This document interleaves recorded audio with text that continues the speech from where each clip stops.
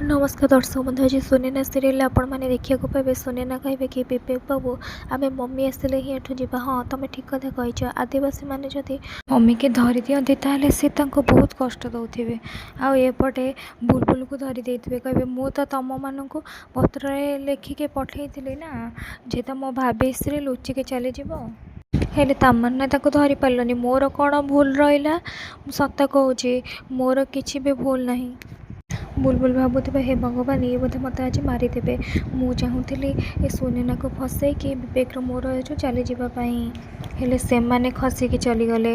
हेले मो ना बुलबुल देवी चौधरी। मुझे सहजरे हार मानिबा शिखिनी। एपटे विवेक सुनेना को घर को आणवे आपर विवेक को तुमको ठीक लगुच। हाँ विवेक बाबू ठीक लगुच तुम्हें ना मम्मी को जाकि जल्दी नहीं आस मत ना बहुत चिंता हो। हाँ सुनेना तांकर किसी भी हेनी। मु पुलिस सहित आसला बेले कथा होती से अधिक फोर्स नहीं कि जंगल में मम्मी को खोजुंट। तुमको घर छाड़ी समस्त सहित कथा तापर मम्मी को आने से जी बुझल। नैना विवेक जिते घर को एंट्री कर देखी घर पूरा अंधार अच्छी। आपर से विवेक को कौन हो कौन अंधार घर अच्छी। अरे आमपाई दीप जलियापाई घर लोक जाइए।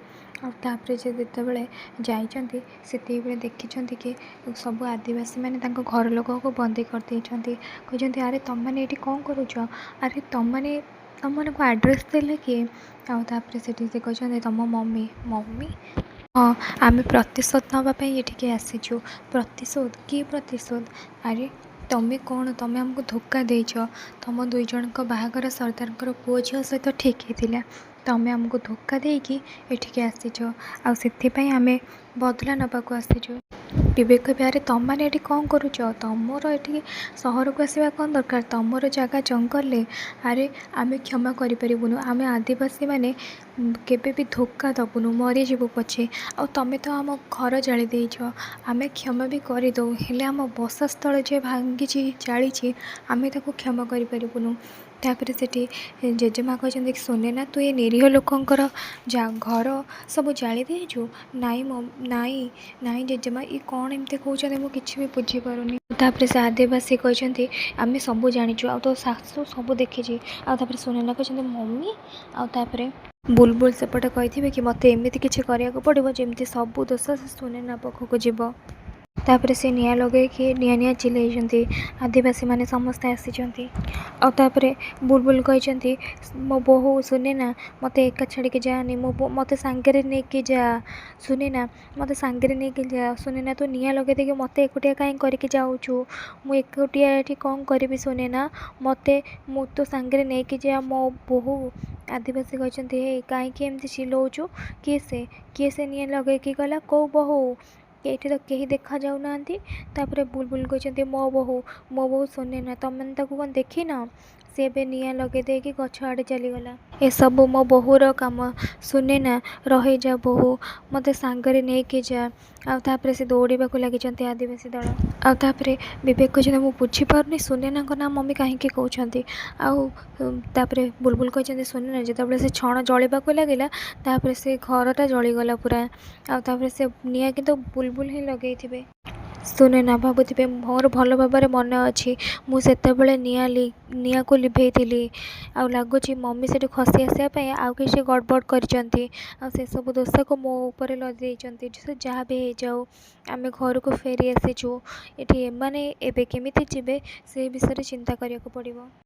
सुनेना कहते देखु मुझे बहुत दुखित जे आपण मानकर घर जली जाइए आउ तुम सहित किसी भी ठीक है किंतु एथिरे मो परिवार कौन भूल रहा से माने तो किसी दोष करना प्लीज से छाड़ी दिंतु। संदिता कहे हाँ हाँ तुम मानक रही घर दरकार तो आम अप्पा बाप घर बहुत बड़ धनी घर तांकर बहुत बड़ बड़ घर अच्छी तुम मैंने से चाहिए रहीपर खाଇବା पिवा सब फ्री रे मिलिबो। सेठी बुलबुल कहते छंदिता विकास कहते माँ टिके चुप हो जाओ।